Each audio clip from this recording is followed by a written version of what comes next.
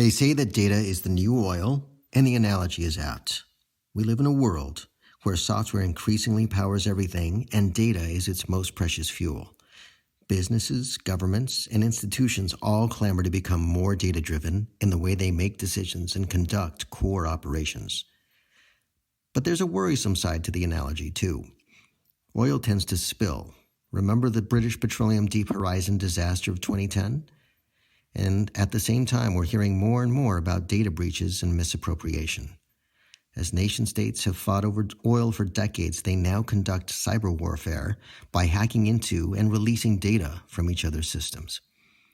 Of course, data is also different than oil. It's a human construct, not a physical one.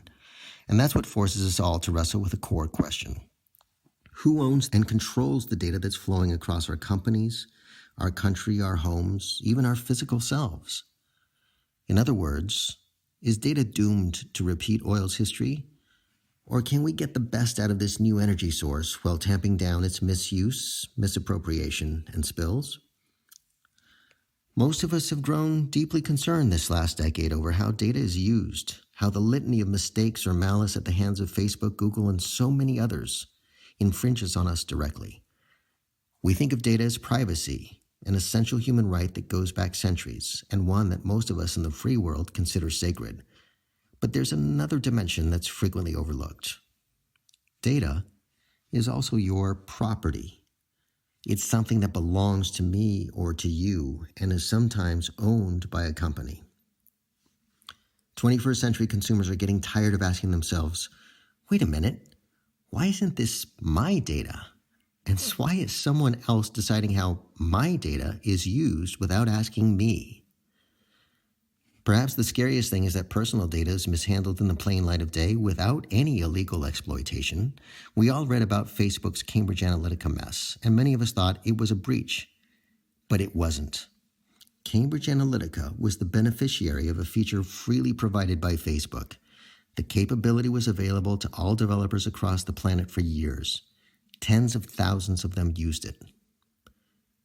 To pretend this coming popular revolt is all about privacy is incomplete. The shift is about control and trust and fairness.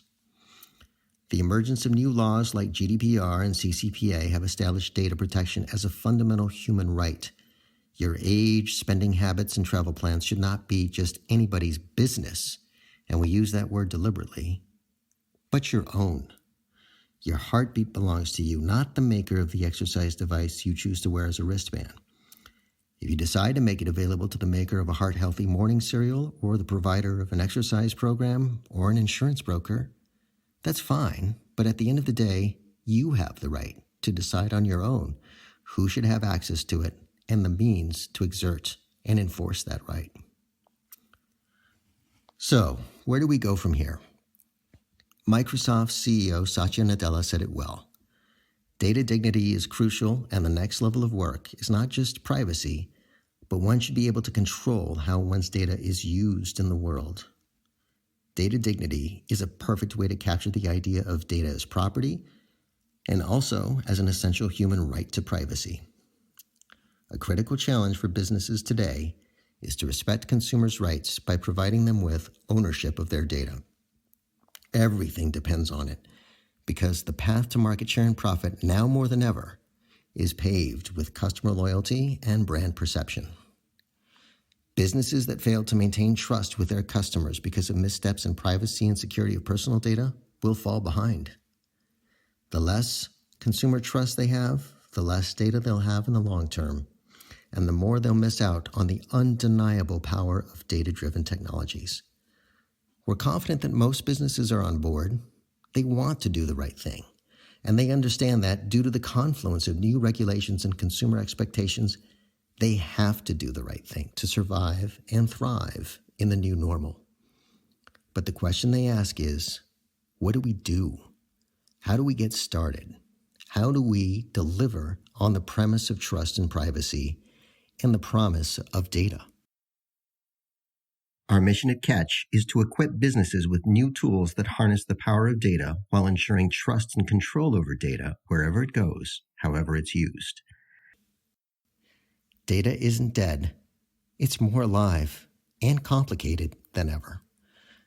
While it sometimes is co-owned by a company, at the end of the day, data belongs to people. And, like it or not, consumers are beginning to claim this ownership. You can run, but you can't hide from this new normal. In the next video, we'll talk about some of the requirements that businesses must own up to today to adhere to the new data control paradigm.